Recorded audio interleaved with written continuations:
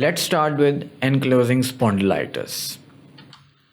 Ankylosing spondylitis is a combination of two Greek words. Ankylosing means the fusion of two bones, while spondylitis means vertebral body, inflammation of the vertebral bodies.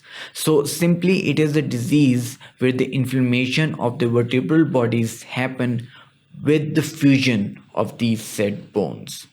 So medically speaking, it is an inflammatory disorder with an unknown cause, where primarily it affects the axial skeleton. Axial skeletal meaning that it affects the spine and the less likely the skull.